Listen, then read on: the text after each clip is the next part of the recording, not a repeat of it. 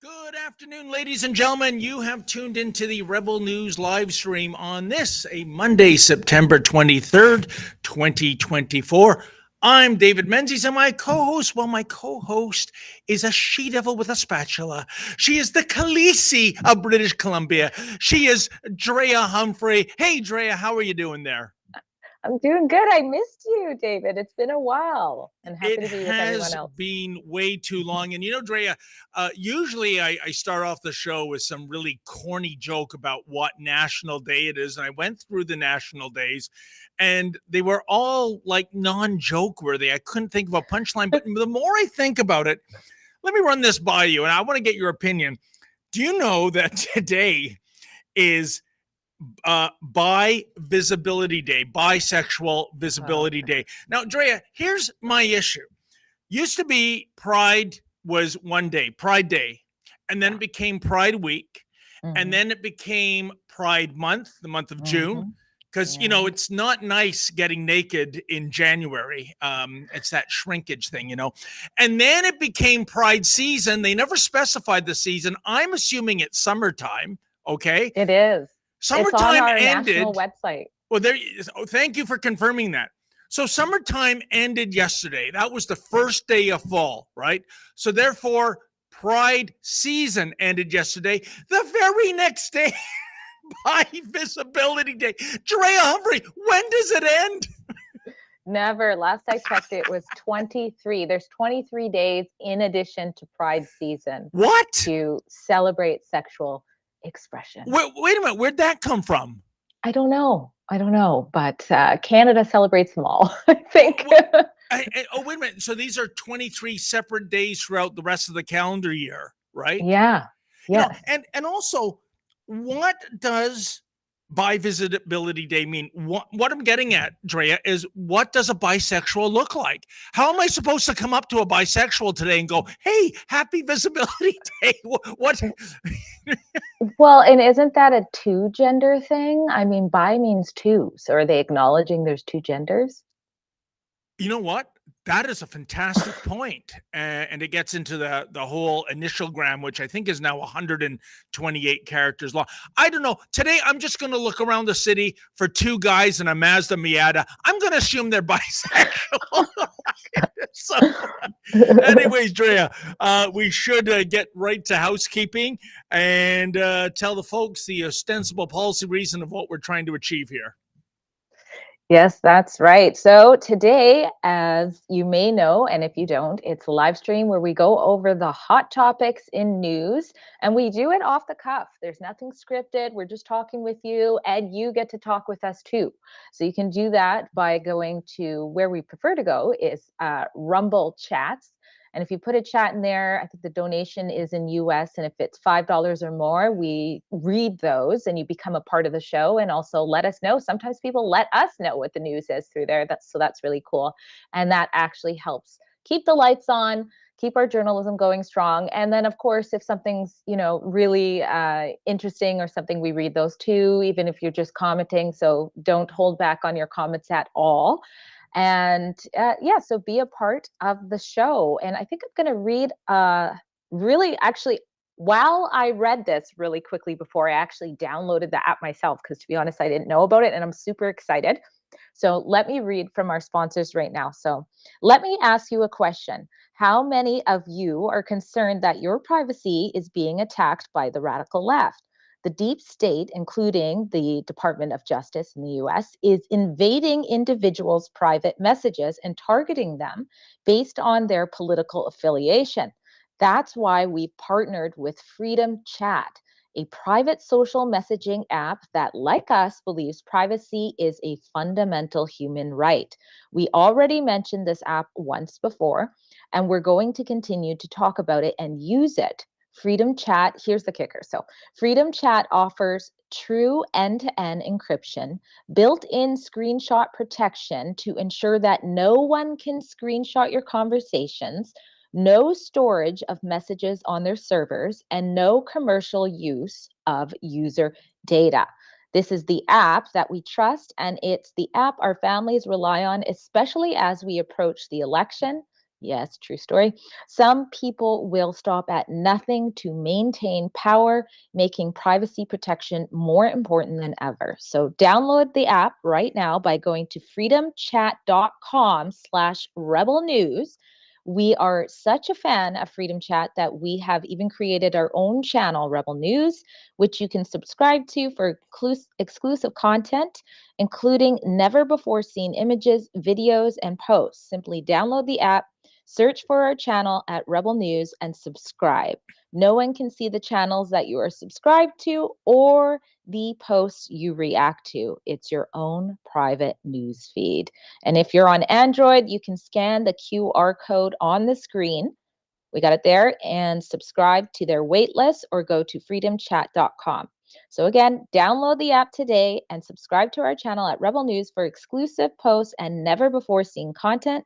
We have already posted a few times in our channel and are going to continue to post to make sure that you go download the app and subscribe. Speak freely. So I just did that myself. I'll be on there. That sounds really good in today's society. Drea, I couldn't agree with you more. I think Freedom Chat will continue to gain more and more adherence because, our boss at the beginning of the year, he predicted 2024 is the year of censorship. And we are just seeing it everywhere. And look what's to come. Bill C-63, Bill C-293, and on it goes. As a matter of fact, if anyone's in the Durham region, I'll be going to the city of Pickering. And just to show you how entrenched censorship is, I'll be going to the city of Pickering tonight for the city council meeting. Drea, do you know, as a journalist, if you want to cover the meeting, you sit there and first of all, you ask permission before noon of the day of the council meeting, and send in your media credentials. And then you go there, and before the meeting begins, the council has a vote to deem if you're worthy. And by the way, Drea, not 50% plus one. You have to sway 2/3 to vote in the affirmative. Otherwise, the Durham Regional Police are always there as the Gestapo agents to frog march you out. You're gone. Can you imagine a city council meeting? That should be open and transparent and should be accessible to the media or whoever you are. But this is right out of the Soviet Union. Council members deeming if you're worthy and then deciding whether you get to stay or you must be frog marched out. I could get more into the censorship with the city of Pickering. And by the way, Drea, a lot of people might say, well, I don't give a rodent's rectum about the little city of Pickering. Here's the problem. My sources tell me these guys are going to other municipalities in Ontario and presumably Canada, and they're saying, listen, do you have some constituents that are bothersome? Do you have some journalists in the independent media asking pesky questions? We have the template to get those people eradicated. We have the template to censor what's going on in a democracy. I think that's horrific. So that product, Freedom Chat, I can only see it growing in popularity in the months and years ahead, Drea. Me too, absolutely. Oh my gosh, I hope you don't get arrested today. Get that question in. Yeah, well, we'll see. You know, maybe they're going to surprise me and deem me worthy to take this in. And by the way, for those who say, well, Menzies, it's not a disaster, you can just stay at home and watch the live stream. Oh, no, not in Pickering. Yes, there is a live stream. But when things get heated, guess what, Drea? They cut the recording. You just get white noise. So it's like it never happened, you know, like that season of Dallas when Bobby Ewing died. No, it never happened. Right? And like our school boards out here, like the Chilliwack School Board, when you ask a question about sexual indoctrination in school, they just mute the mic and nobody can hear that's watching on the live stream anymore. Unbelievable. Well, speaking of censorship, our beloved colleague, Alexa Laval, who is not a censor, by the way, well, she caught none other than former New Zealand Prime Minister Jacinda Ardern in Montreal. It was not exactly a pulse-pounding interview because, well, the former PM of New Zealand ran away as though there was a building on fire and she was a rat. Let's throw to the video and see what happened. They don't like your ideas. Why are you coming here in Canada to sell them to Canadian? Thank you. Jacinda Ardern. Thank you. Why are you selling your bad ideas to Canadian? Hello, everyone. I'm in Montreal, and I don't know. You know, the first thing that strikes me there, Drea, it's funny. She's a failed New Zealand prime minister, but she's coming to Canada to sell her globalist ideology and policies. And I always thought that part of those policies was man-made climate change. Certainly, that's what they're going to be talking about at the United Nations in New York today. That looked like a pretty sweet ride she got into. No bicycle for her. No taking public transit. Again, the do as I say, not as I do. I find it a bit much, Drea. Well, and flying over here, let's not forget. But Canada seems to be some sort of hotspot right now for globalists. Last week we had, what is his name? Yuval Harari, which is the WEF advisor and that little small creepy right hand to Klaus Schwab, the guy who says he basically can't comprehend what use humans will have soon thanks to technology and wonders what we'll do with the useless people. So he was here last week, caught in Toronto. Then you see, as you just showed, Alexa catching Jacinda Ardern. I love her question. You know, they didn't like your ideas over there. Why are you over here doing the same? And I mean, we already have a leader spreading bad ideas. So there's that. But next week, I believe Macron is coming. Emmanuel Macron is also scheduled to come. Trudeau announced that. And he's coming. Let's see, I just wrote a note here. Emmanuel Macron, he's visiting, oh my gosh, I think, the 25th to 26th to continue to have a close collaboration between our two countries and shared priorities, including peace, security, and collective defense. So we are definitely in the eye of the storm, it seems. Well, you know, Drea, you're so right. Canada has been very much a hot spot for the globalist set. I would say that's simply because when Trudeau looks in the mirror, that's an image of a globalist looking back. He's down on team globalism, as far as I can tell. And again, you know, you mentioned some of the hypocrites there. Klaus Schwab of World Economic Forum. This is the guy that wants us to consider eating insects as he tucks into his T-bone steak whenever they have their summits. And I wonder how long that'll be. I'll tell you, a year ago, I went out to the London, Ontario area, and I'm telling you folks, like, you won't believe your eyes. We did a report. It was Sarah Stock, who was my colleague doing the videography. And there is an enormous cricket breeding facility. I Yes, could that's not right. believe how big it was, Drea. For people who watch Star Trek, think of the Borg cube, right? You know how it makes the Enterprise look like a little insect, no pun intended. And the CEO, who I found to be a nice guy, simply because he didn't call the police, but agreed to sit down and have an interview, he assured me that all the bugs, and they're given the size of the facility, there must be billions with a B, billions of crickets in that facility. They're all destined for pet food. But I would say this, Drea, for how long? How long before they're ground up and put into flour, and maybe for those who have a sweet tooth, we'll coat them in chocolate. I think there you go. Look at the size of that place.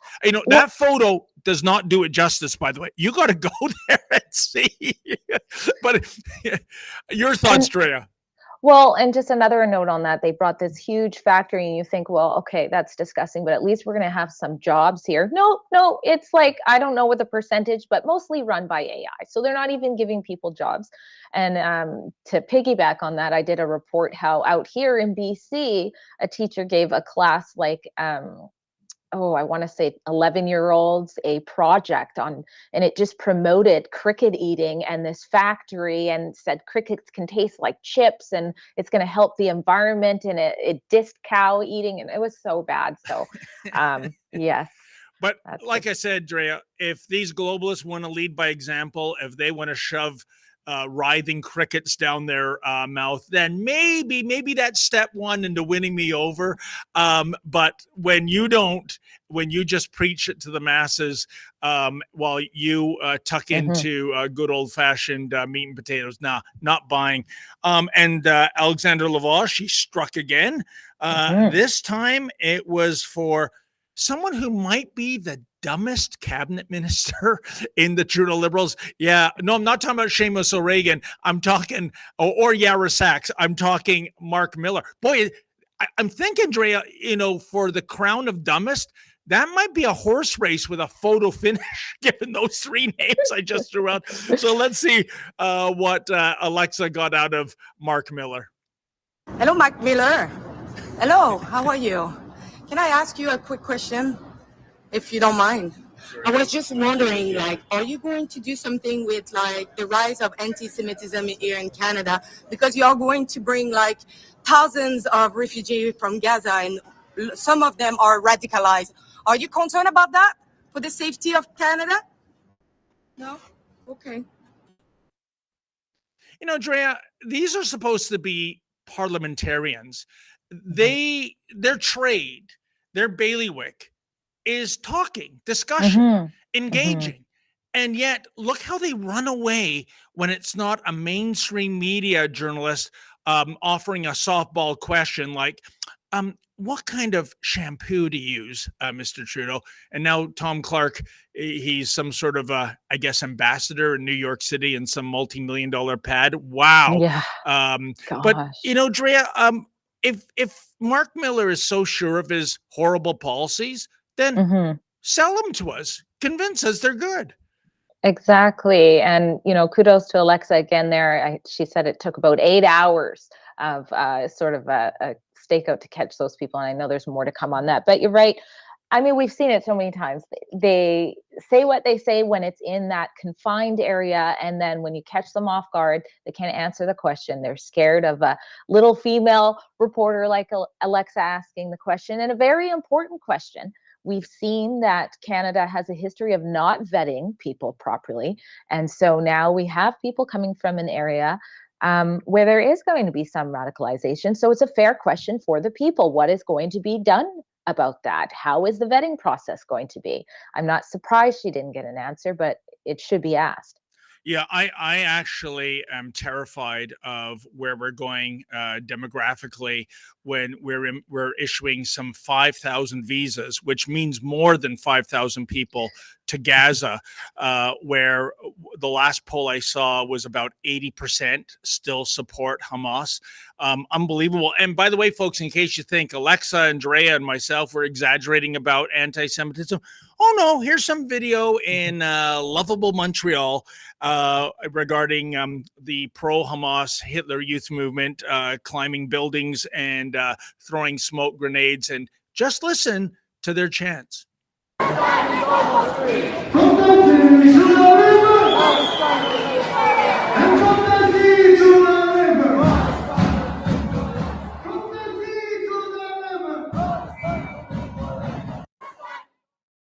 Oh, nothing to see here. Just smoke grenades and calls for genocide. Just a typical Canadian day. And imagine if those were freedom protesters doing that. What would happen? Oh, we know what would happen. The Emergencies Act would be invoked. They'd be demonized and vilified. If there was any kind of funding mechanism, like GoFundMe, that would be shut down. We'd have people having their bank accounts frozen. None of the people during the Freedom Convoy in 2022 were violent, Dre. In fact, I understand violent crime went down in Ottawa. And but all of those things, as you well know, happened. And by the way, we should point out that the pro-Hamas folk, they're not stupid enough to chant "kill the Jews," although sometimes they do go off script and say that. But it's from the river to the sea, Intifada, and the most appalling one of all, I think, Drea, go back to Europe. And we all know what these chants mean. These are coded chants for, like you said, genocide. If you know the history, then you understand that's what it is. Otherwise, it just gets dismissed. Oh no, it's not about that. Or it's interesting when you ask. Like one time, I did a report where I asked people, like what is from the river to the sea, what it means, and where are the Jews supposed to go? Like, they don't have an answer. They didn't say the Europe thing. I remember that. I think you, am I confusing one of our colleagues' reports with yours, Drea? But weren't there people, when you asked what river, what sea, they didn't know it was the Jordan River and the Mediterranean Sea? Yeah, They were exactly. just They're indoctrinated, useful idiots. Yeah, they're chanting this stuff and they have no clue. Yeah, well, now, Drea, I threw this in because, yesterday I sat down. I wanted a couple of hours of escapism. I just went into the sports world. I wanted to see the Detroit Lions game. My son's I should point this out just in case anyone thinks I'm jumping on the Lions bandwagon. And it has been 91 years before they even went to the Super Bowl. They've never been there. In case you're thinking I'm jumping on the bandwagon, my son's moved to Windsor some 3 years ago when the Lions still sucked. But anyways, Detroit's right across the river, not the Jordan River, the Detroit River. I said, guys, we should support the Detroit teams. And suddenly there's this fantastic renaissance with the Lions. The point is, Drea, I just want to decompress. I don't want politics. I want to relax. I want to have a snack. And then during the NFL broadcast, several times, the following ad comes on. And Drea, it's one of those ads that, do you ever, watch an advertisement on TV and you have no idea until the final seconds what's it about? Is this a car ad? Is this a pharmaceutical product ad? So I'm watching this and I'm going, what are they advertising? Oh boy, folks, just wait for the call to action at the end. Let's check out this ad.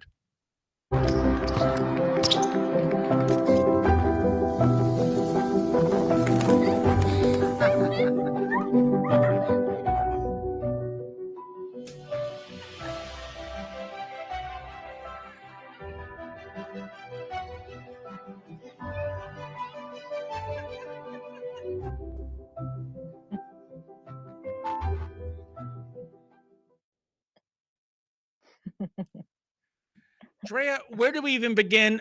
I'll say this. We know that thanks to Mark Miller, who Drea tried to get a sentence out of, but he wasn't speaking. Immigration, I would argue, is the most failed file in Canada. We are bringing over people of questionable background. We are bringing them over in numbers that we cannot find housing for, cannot find jobs for. It is the most disastrous file. And then the Trudeau Liberals, and by the way, that wasn't just one ad. It was in heavy rotation during the football game. They're course. going, oh, you know what? Let's show all these people dancing and getting along and put some nice piano music behind it and tell Canadians immigration enriches our lives with our money. Our money, Drea. Your thoughts? Well, I was trying to find my report for B-roll, but many immigrants that are now Canadians will be the first to tell you this, right? Oh, yes. They're the ones. I mean, the lady that does my eyebrows when I get a moment to do that, she was so shocked when I was telling her about my report about how we have migrants staying in hotels with suites and phones and stuff, and she was so shocked. And she told me she had to pay so much money to our government to come here and be able to start a business and work from scratch, and they had nothing and they did nothing. So she was absolutely appalled. But I've also interviewed other people who come here on this promise, this false hope of what Canada is going to do for them in their future, and they can't do anything. And now you see some are having issues going to school here and stuff. So it's a false hope even for them, and then we can't deal with it on our end. And part of marketing, I think, their slogan is immigrants enrich our lives. How exactly? And by the way, I'm not slamming all immigrants, and we do need immigration in Canada, given our birth rate is so appallingly low, under 2.0. But what we see coming in is simply irresponsible numbers. We have illegal aliens coming in. I know we're not supposed to call them that. We're supposed to call them irregulars. I hate that term. Whenever I hear Trudeau talking about irregulars, I think he's shopping for socks, right? And if you see an irregular pair of socks, you get $2 off, right? Who comes up with these words? It's like calling me racialized. I'm like, who did that to me? What? The way the language has been perverted, racialized. Latinx, there's a beauty. I don't know one single Latino or Latina that goes by Latinx. In fact, the first time I heard Latinx, Drea, I thought that was a spin-off in Marvel Comics. It was going to be a Hispanic X-Men team, right? But no, Latinx, nobody but white liberals uses the word Latinx, okay?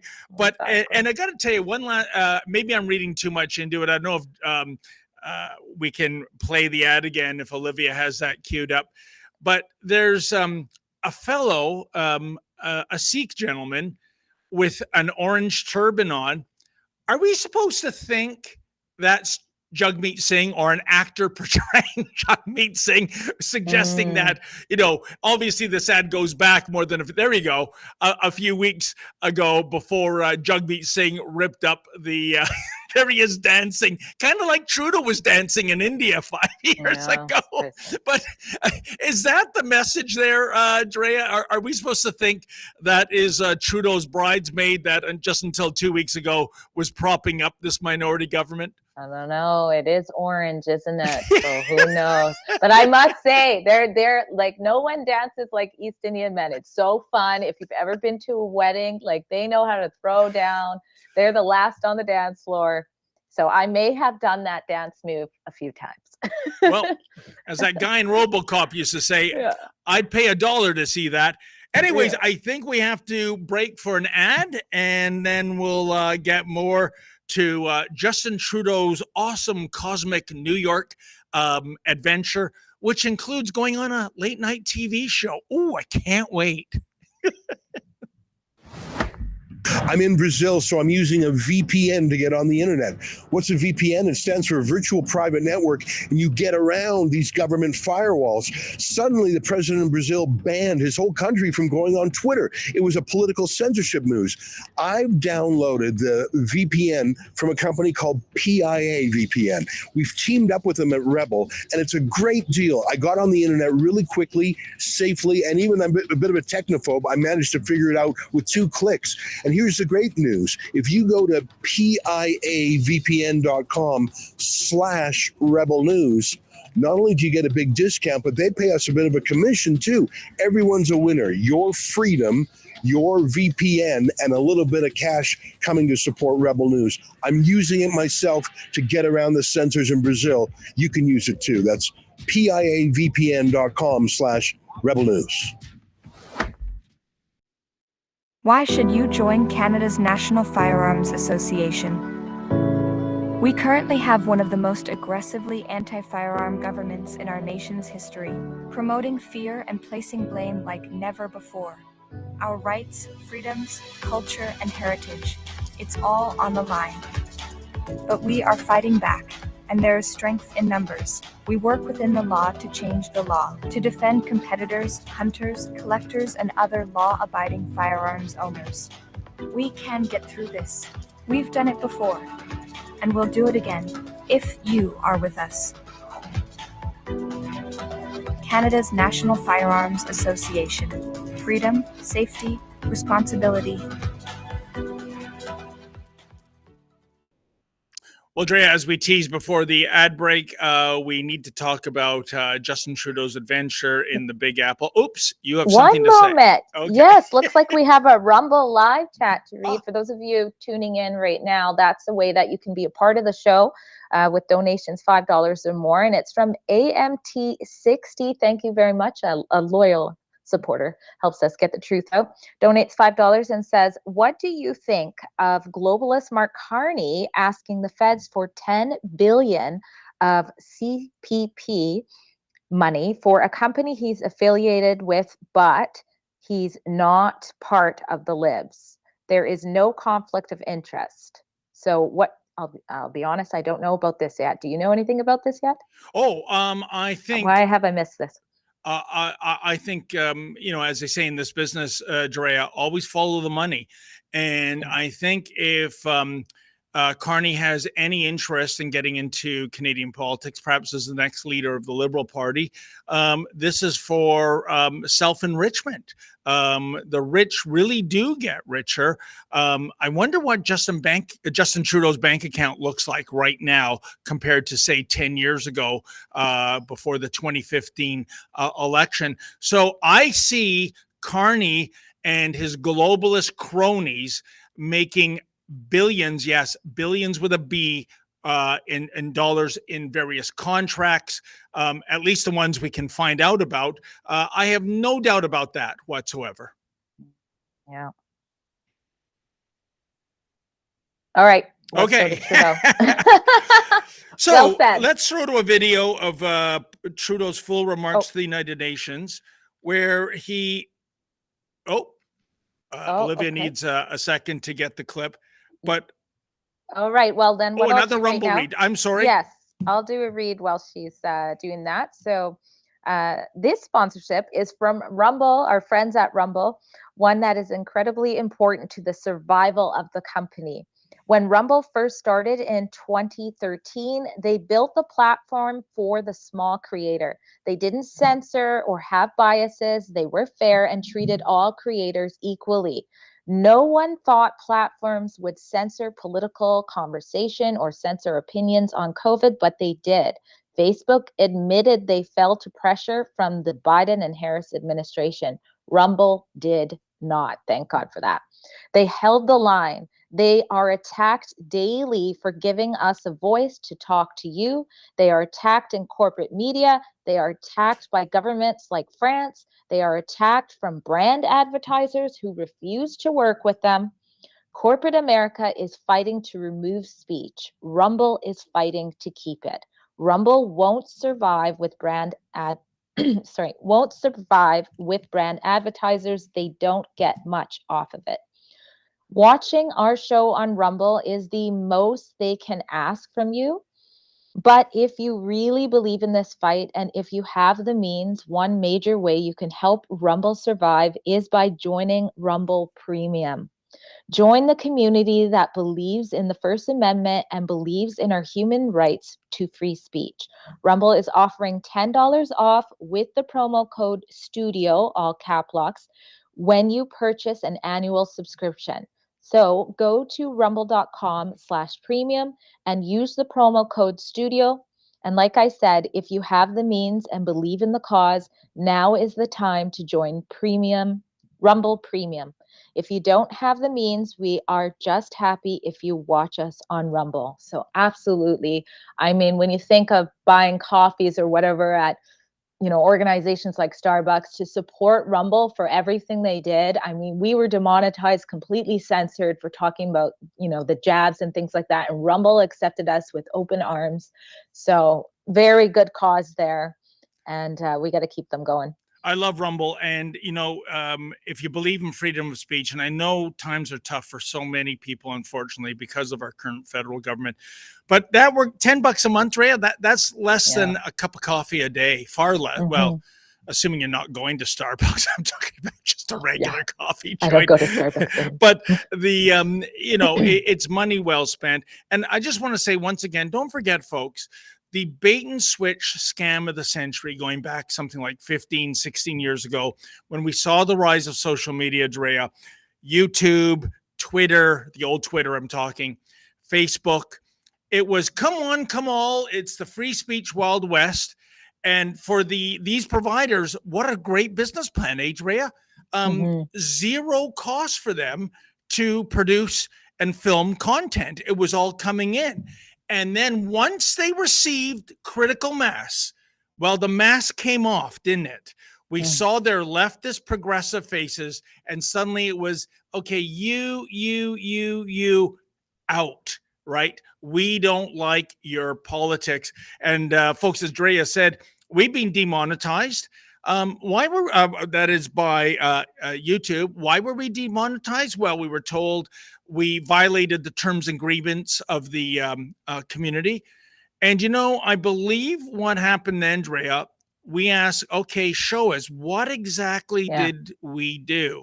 And I think our lawyer received a 38-page document, and he went through it with the proverbial fine-tooth comb.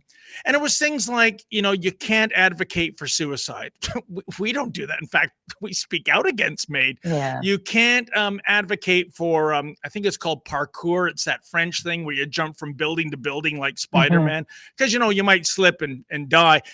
Anyway, the bottom line, Drea, is that we looked at all the terms and conditions, and we told YouTube, we haven't found one stipulation, not one, that we have violated.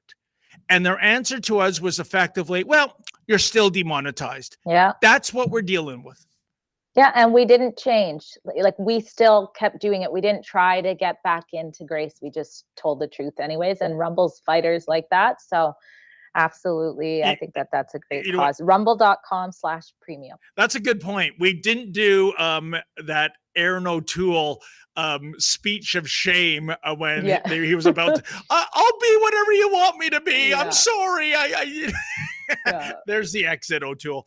Okay, why don't we check out some of Trudeau's full remarks to the UN, which includes the Liberals having a feminist international assistance policy. I don't know what that is, but I know I'm not getting any do-re-mi. Let's check it out. As we meet here in New York at the UN General Assembly for this Summit of the Future, we're at a global inflection point. Faced with escalating instability undermining the very foundations of the international order, beset by the increasingly dire costs of climate change, contending with rising inequality that is leaving the most vulnerable behind, plagued by the erosion of women's rights, LGBT+ rights, and Indigenous rights, and grappling with dire humanitarian crises perpetuating record levels of displacement, we have a choice. On the one hand, we can bury our heads in the sand, eschewing multilateralism in favor of short-sighted self-interest, or we can recognize that collectively we have a responsibility to set our differences aside, to confront the serious global challenges, and to deliver on a pact for the future that builds a more peaceful world, but also one where everyone, every generation, has a real and fair shot. In Canada, that's what we are squarely focused on. As I travel across my country, Canadians of all walks of life, but particularly young Canadians, tell me that they're worried. They're worried about the state of the world and the future. But most importantly, they're worried about the very promise of Canada.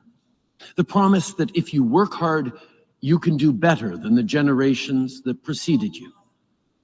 That promise is slipping out of reach. So as a government, we are stepping up. The solution to anxiety and angst is not to deceive and deflect, but to take action.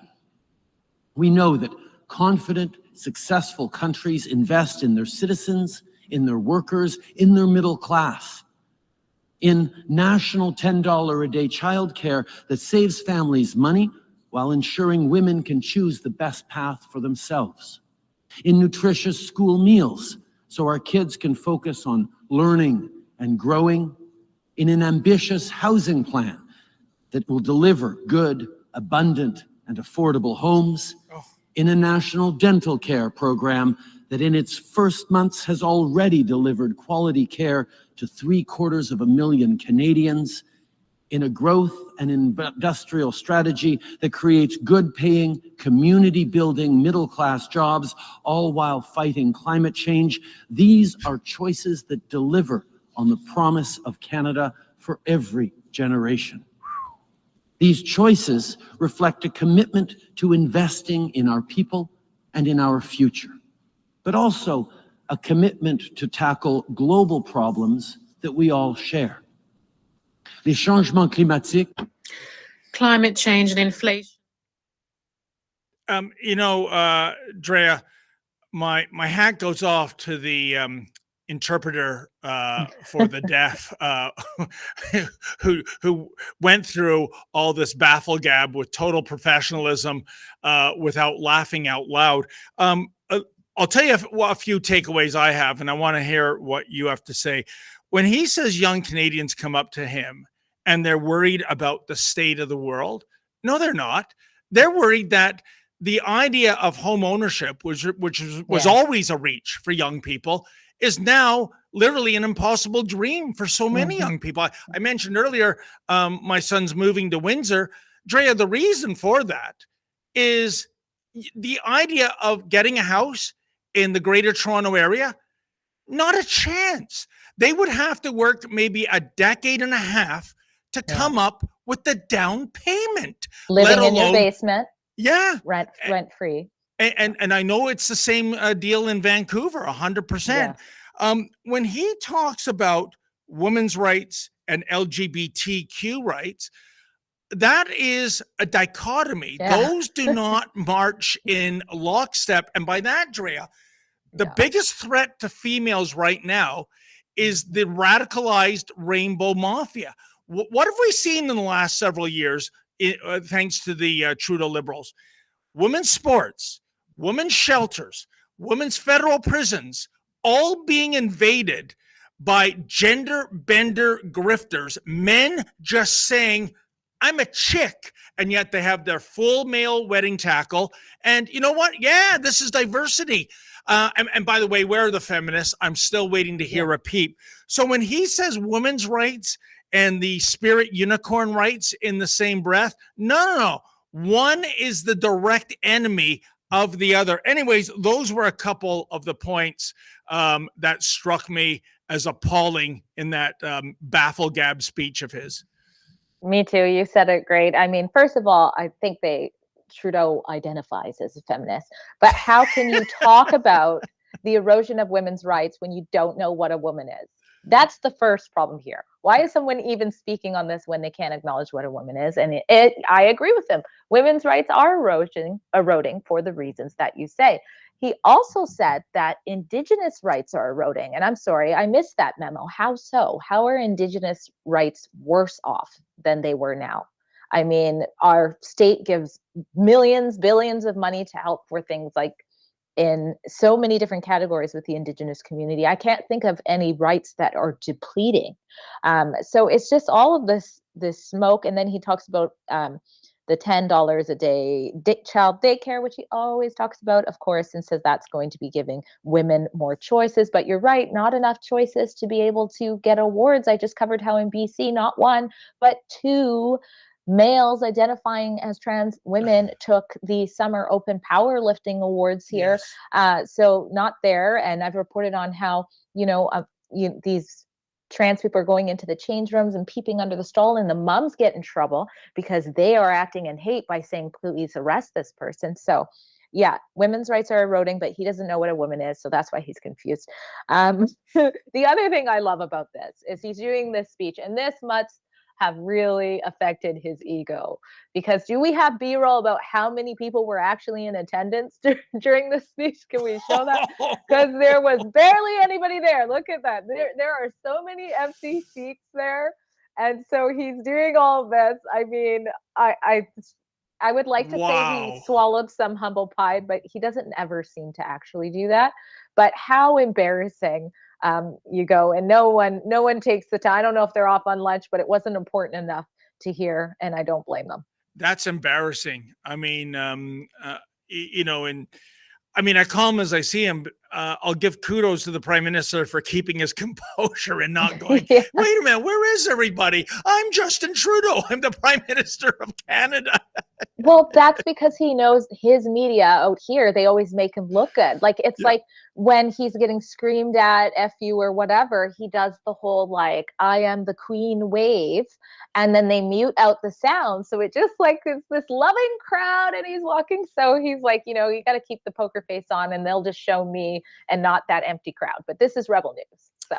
And I can tell you, Trudeau and Fraulein Freeland, they sure weren't getting a whole lot of love from Kevin O'Leary of Dragon's Den and Shark Tank.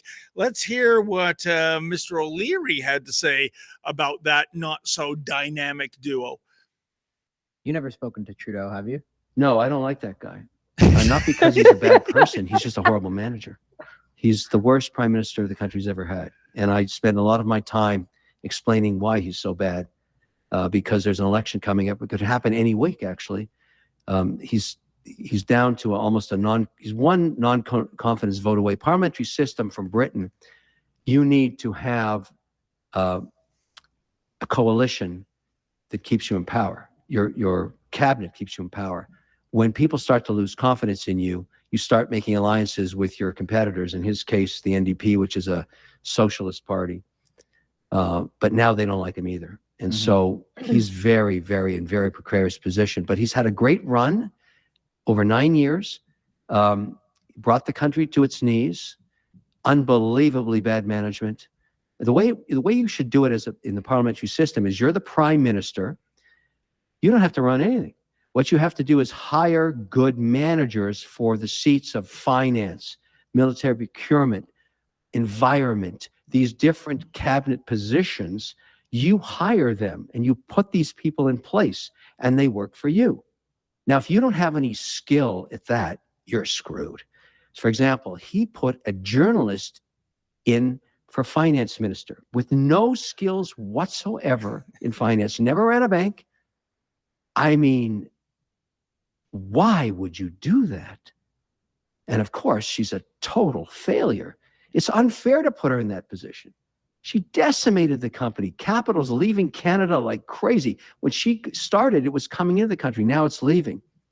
I mean, like, it's sad. It's just sad. It's so unfair to her to do that to her. Put her. I mean, imagine when she goes to a G7 meeting or G20 meeting. They must. I mean, everybody in there is from the banking sector, global banking, and she's a journalist. I mean, they must look at her and say, "Why are you here?" Yeah, not a very good journalist at that. But you know what? That's why I love Kevin O'Leary, Drea. Much like Don Cherry, who recently celebrated his 90th birthday, and happy birthday to you, Grapes. We love you and we miss you. He calls it like he sees it. I don't like that guy. Not some kind of word salad where you're dancing around. We have differences. There's philosophical differences, yada, yada, yada. I do not like that guy. And if you believe the polls are accurate, and I do, a lot of people don't like that guy. Some of the people are in the Liberal Party of Canada that do not like that guy.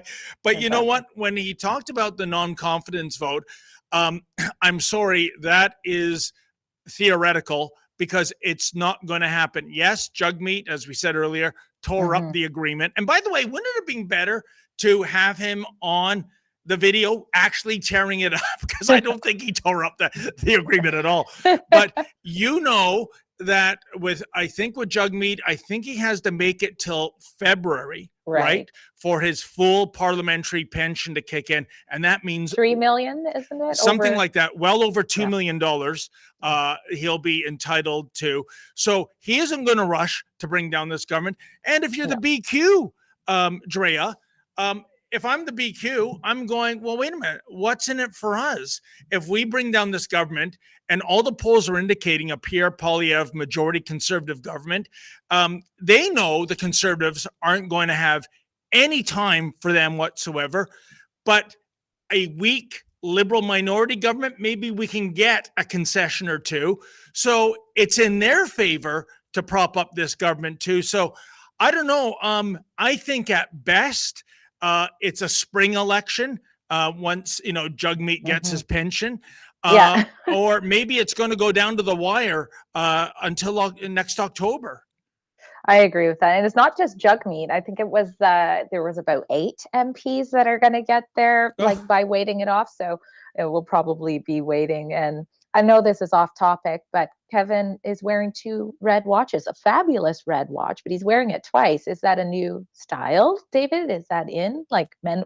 I don't know if we want to show it. Anyways, totally off topic. He's got 2 really nice red watches on. I've never seen that before, but he's totally right. And one thing he was saying and started off is that, he's saying Trudeau is the worst prime minister. Well, we've seen recently, I think it was last week, an actual survey came out from Research & Co. where the people are saying that as well. They're saying in the last 50 years, he's the worst prime minister. We had a similar poll last year, have the same thing. But here's the thing. Canadians have been voting him in. So doesn't that make us the worst voters? But you know what? If not for self-inflicted wounds by the Conservative Party, I think in 2019 and 2021, they had no business losing those elections if only we had more substantial leaders at the helm and didn't go liberal light. That is not the case with Pierre Poilievre. But we actually did Streeters earlier this month on that poll. I think it was from a company called The Hub. And since 1968, in other words, since the first year when Justin's father, Pierre Elliott Trudeau, maybe I should say. We gotta became prime minister. Dre is right, ladies and gentlemen, that he's the number 1 most hated prime minister in the last 50 plus years. 38% said Justin Trudeau was the most hated. And to show you how bad that is, I don't know if you know this, Drea, do you know who came in number 2 in the last 50 odd years? It's a bit of a trick question. Is it his dad? What's that?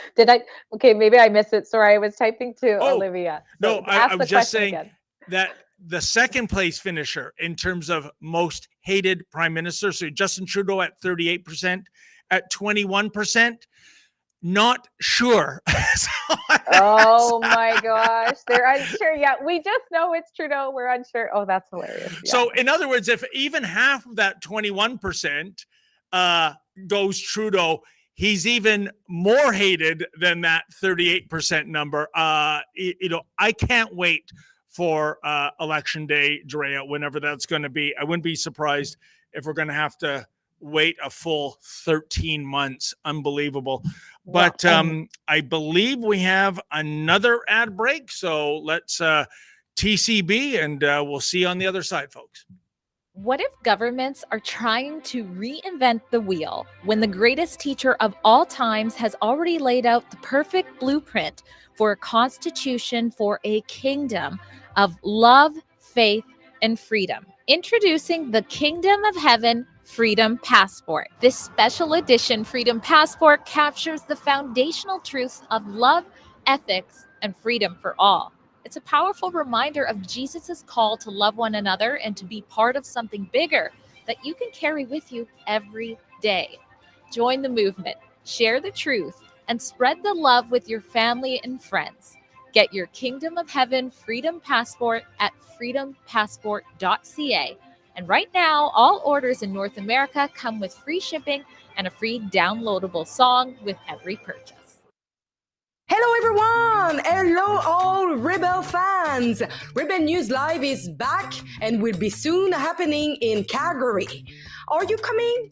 Because I'm going to be there and I would love to see all of you and meet new faces.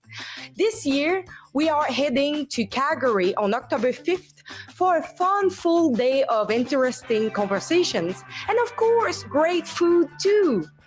It's my favorite event of the year, and I know you won't want to miss it.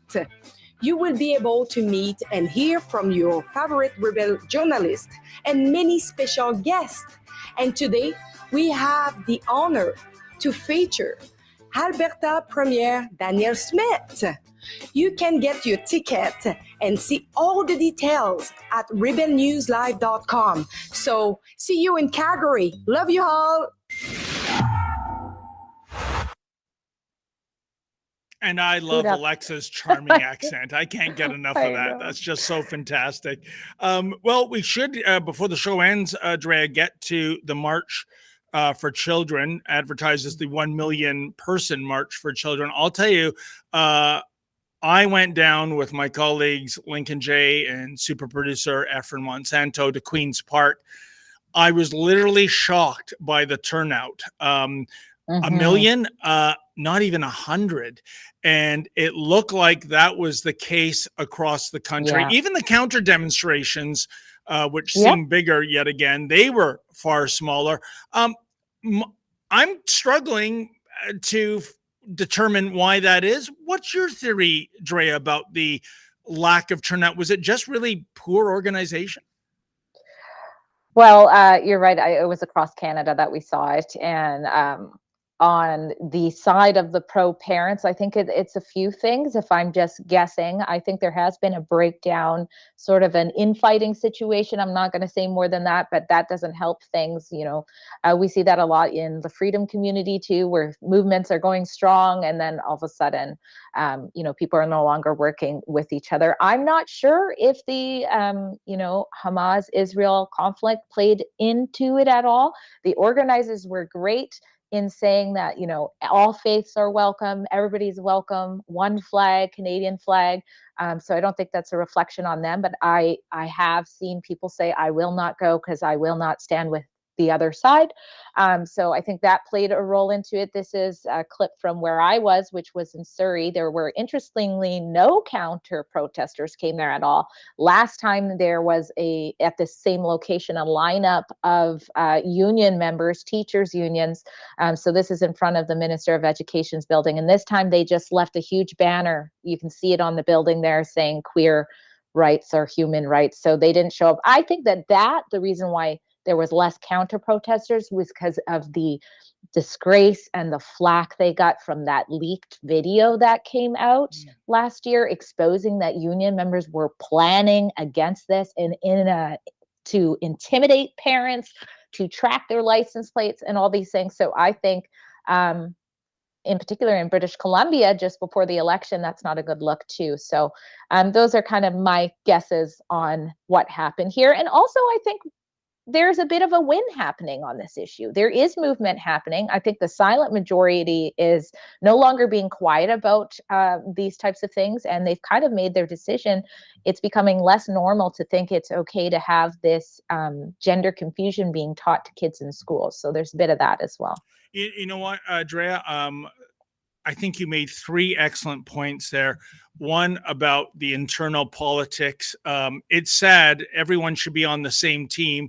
It's too bad everyone can't, you know, check their ego at the door and sit down. And instead about who's going, you know, talking about who's going to be the ringleader, doing what's best for the children. Secondly, I think there's a lot to be said about the dynamics right now in terms of Christian and other faith groups and Muslims.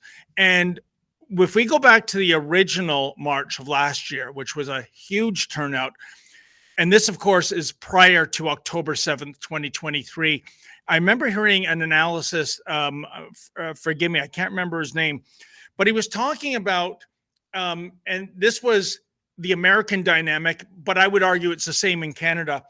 Post 9/11, there was a real rift between the Muslim community and the Christian community.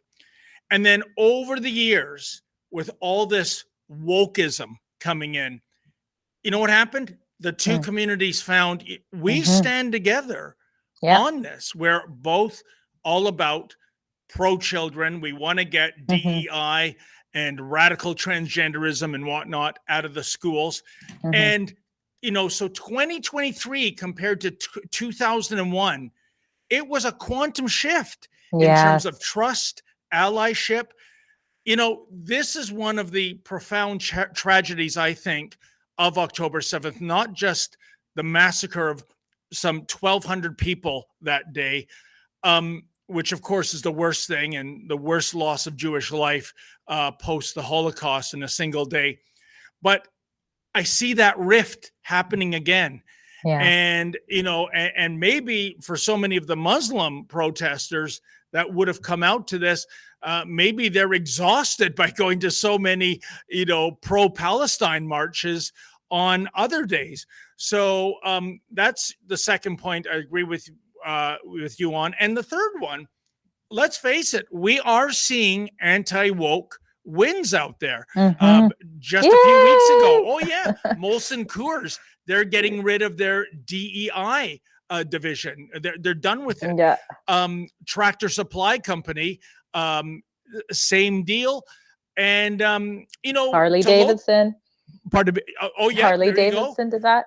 And you know, to localize it, Drea, in July, in my sleepy suburb of Richmond Hill, Ontario, there was an election for a vacancy on the York District Region School Board. And the candidate, there was one candidate who was unabashedly non-woke. He spoke out against the woke agenda. Well, get a load of this, Drea.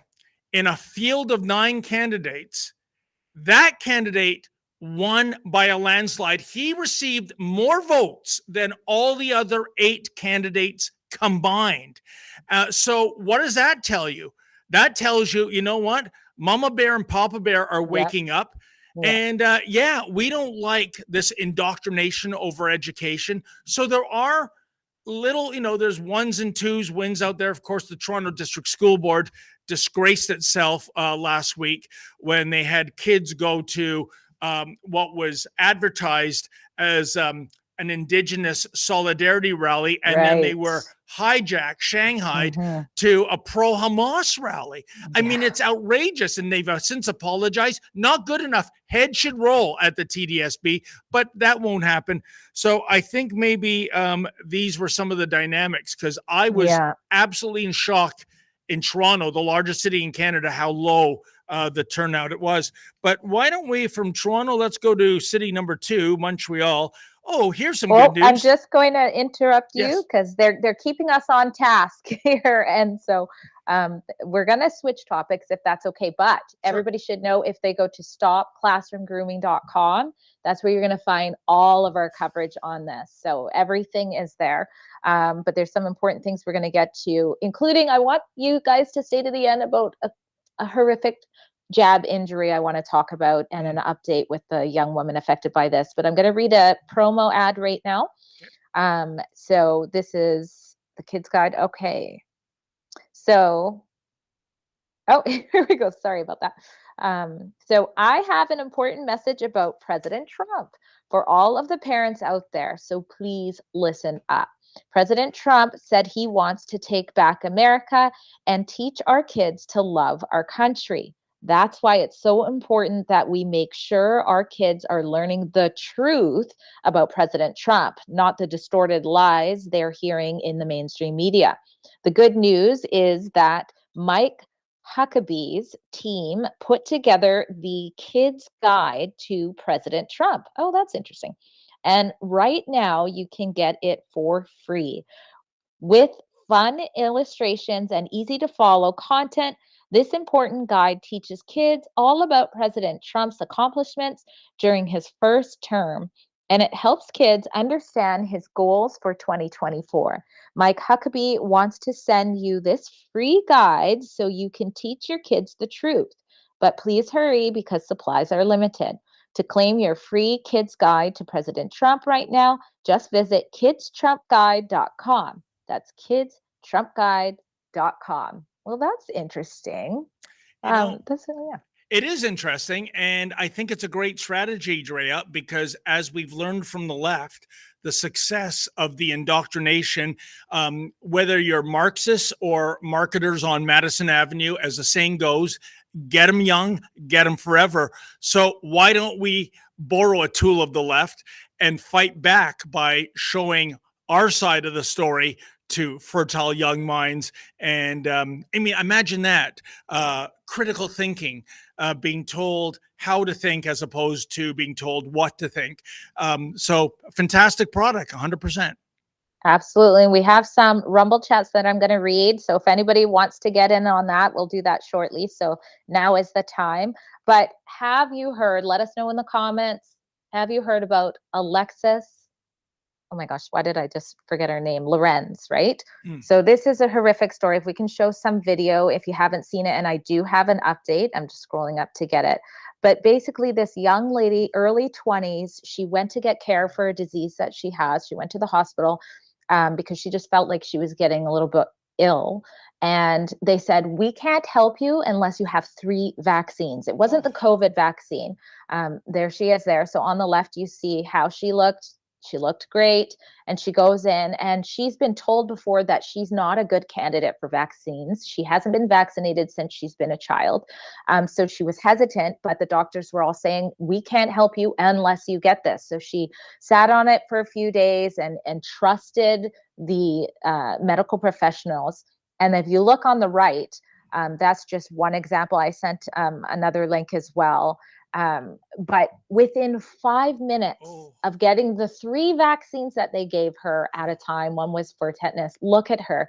She immediately started bleeding through her nose. She immediately went blind, like we're talking within minutes. And then shortly after that, she started to get these red marks. So the blood is just swelling and rising and basically just trying to burst outside of her skin.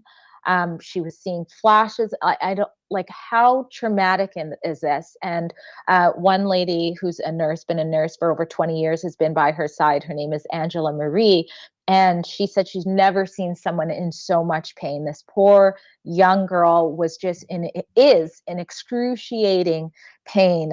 So this is just, I mean, it is an extreme example of an injury, but the fact is there wasn't really informed consent here. She was, I would say, in my opinion, coerced.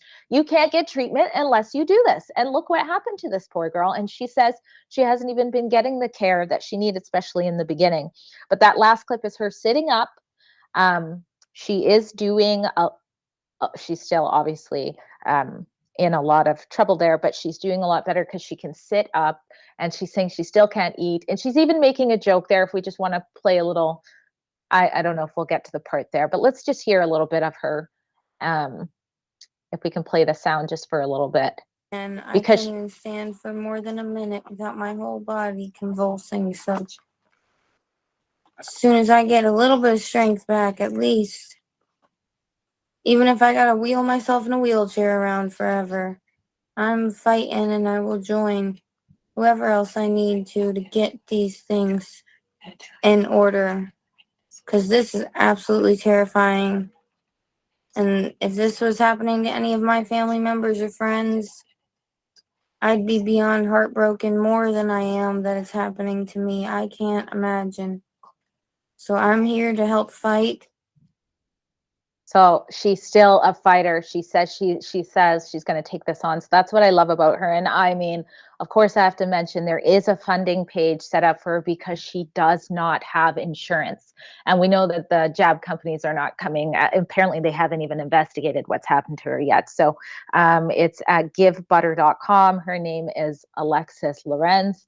But she says she's not going to let this go. So we pray that she gets better and shed some light on, people shouldn't be coerced into having to get these if they really don't want to. Drea, that is a heartbreaking story, what happened to Alexis. Yeah. And you know what? The word malpractice is not even forceful enough. It doesn't even begin to describe what they did to this beautiful young lady. And I'm telling you that if I was a lawyer in the United States that specialized in malpractice, I would say pro bono, I'm taking your case on. And believe me, you have an uphill strategy when it comes to going against the medical establishment. I mean, I once talked to one lawyer, and it's so bad that, let's say you went into a hospital to get your right arm amputated, and they amputated your left leg. There will be no apology. There will be some BS about extenuating circumstances. They will fight and appeal to the bitter end, even though it is clear that it was malpractice. What I'm saying, I hope there's some real shark of a lawyer out there, a great lawyer that will take up Alexis's case and get her justice. This is despicable. And if there's any silver lining, how about this? How about other hospitals that demand people get vaccinated before they need life-saving medical treatment will not go down this route because of what happened to her. And I don't care for those who are still pro-vaccine. Oh, well, there's always the statistical anomaly. Yeah. Would you be saying that if you were Alexis Lorenz, right? Yeah. Look what's happened to her. She's in pain and convulsions if she stands for more than 1 minute. That is despicable. And there has to be justice done here, Drea. Oh, I totally agree. It's so sick. So we have one quick announcement, and then I will get to the Rumble live chats for us to discuss. So this Friday, September 27th, is the Calgary edition of the Justice Center for Constitution. The JCCF, Justice Center for Constitutional Freedoms. I was saying it right. George Jonas Freedom Award Dinner. So our very own Ezra Levant is this year's recipient, much deserved. And this award will put him in good company. Past recipients include Dr. Jordan Peterson and Tamara Leach. And so you can join them and get your tickets at jccf.ca.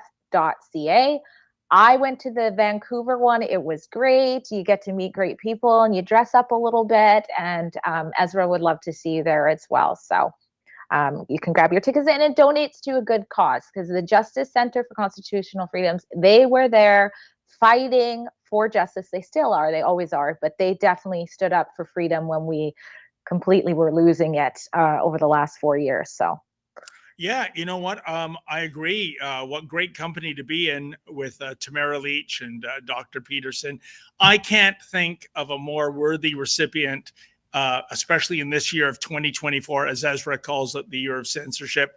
And what wonderful freedom-minded people come out for that. And you do dress up. It's a swank occasion. You know, our colleague, Avery Armstrong, and we attended the Toronto one a few months ago. And, you know, you got to be very careful in the workplace, because I didn't want to say to Avery, you look beautiful. All I would say, I thought, how can I give her a compliment and not get into trouble? So you know what I kept saying, Drea? I kept saying, Avery, look at you. Look at you. So there was no, I wasn't taking any kind of a position, but yeah, she did look very lovely, because, you know, usually when you're going to work, you're not trying to impress anyone. So yeah, dress to the nines and have a lot of fun, folks. That's awesome. Our first chat at rumble.com. If you go there and join the live stream, you can chat and we read donations $5 or more. It's from Nana Awake. Thank you very much for donating $10. Says, did anyone notice in the PM's UN speech he announced Canada will provide $5 billion towards worldwide carbon reduction? That's the answer to where your embezzled carbon scam tax goes. Globalist pockets again. Yeah.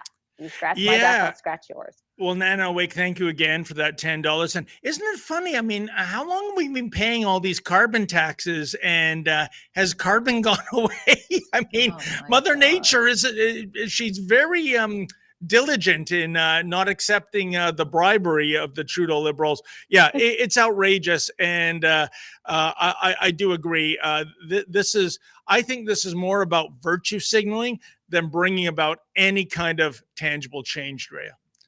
Absolutely. We have Ableist SL donates $5. Thank you. Rebel needs to start using unmarked spies in case they get kicked out of corrupt events.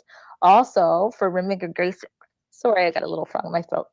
For remigration, we need to herd the invaders into ships and dump them, back into their own shores. I don't know, but am I allowed to read that one? I don't know, ableist. Jeez. Well, certainly our bailiwick, ableist, thank you for your donation. It's not to advocate any harm to any people. But I'll say this, where is the logic in putting in, and I think the number is something like 1,600 illegal aliens in 3-star hotels in Niagara Falls, Canada's #1 tourism destination, where at the peak season in summer, you can't get a room in Niagara Falls. I mean, that's crazy, especially, and I'm sure, Drea, this is in your neck of the woods. I haven't been to Vancouver in a few years, but you can't go, it seems, to a Toronto park without seeing at least a couple of tents there. It's just become part of the wallpaper in Hogtown.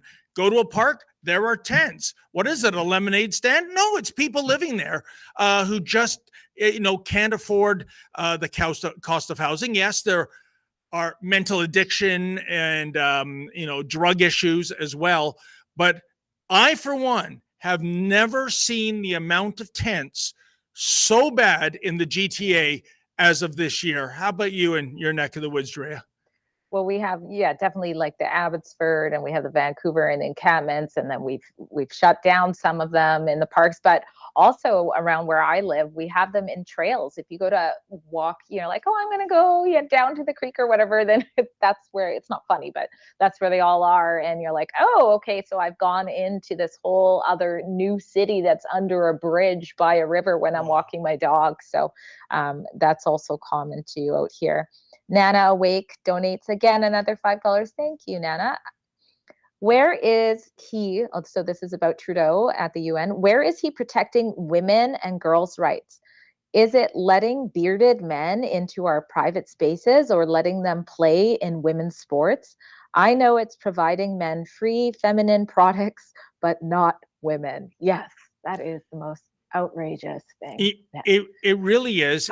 It's under this prime minister where you see women's sports and shelters and federal prisons under attack 100%. And in a couple of those cases, the shelters and the prisons, you're talking about very, very vulnerable women, right? Mm-hmm. And to let a man in, that's like inviting the fox into the chicken coop. And please, I want an explanation, Dre. I don't know if you've asked this question, but all of my female family members and colleagues on the feminine hygiene product thing, they have said that 'twas ever thus that you were responsible for your own feminine hygiene products. You would bring it with you, or there'd even be a vending machine to put some money in and get the product. Mm-hmm. Why is it the so-called trans women who are men pretending to be women who aren't on any kind of menstrual cycle because it's physically impossible?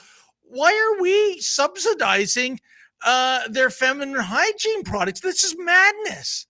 That is such a slap in the face to women, that all this time women have been menstruating. We don't get any perks in our bathrooms. You're right. We have to pay for it or bring it ourselves. And a small amount of people, all of a sudden it's like, boom, like perhaps nothing outlines just how insane the logic is behind that. It's nuts. And then she mentions bearded men into private spaces. That points out why the concerns in this area have nothing to do with trans or queer. Because if you saw my report with the bearded man who was in the girls and women's change room at the pool, and these ladies filmed him and said, you're making my kids uncomfortable. And he doesn't even say he's trans. He says, I can identify as a bearded woman if I want. And that is the point. Any man can do it. And that is what is wrong. What's that called?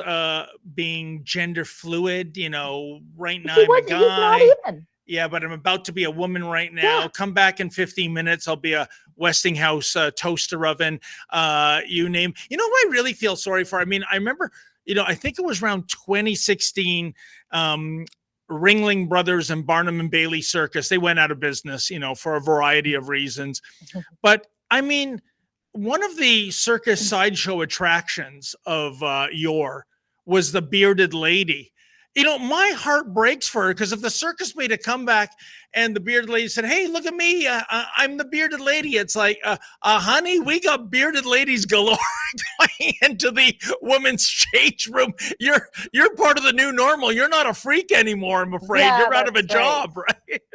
If you look up a makeup tutorial, since I don't know how to do my makeup, I had to look it up. And it's like every fifth one is a bearded man showing you how to do makeup. I'm like, what has happened? Oh my gosh. All right. So we have from Bryson Gray, donates $5. Thank you very much. Responding to Ableist SL's comment that I read earlier. You are being generous. I say put them in a rowboat in Halifax with the instruction, keep the sun on your right shoulder. Oh my gosh. You guys, what are you trying to do to me? I'm not a mariner. I'm just trying to think. So if I'm in Halifax, sun on my right shoulder, I mean, does that mean they're en route to Europe?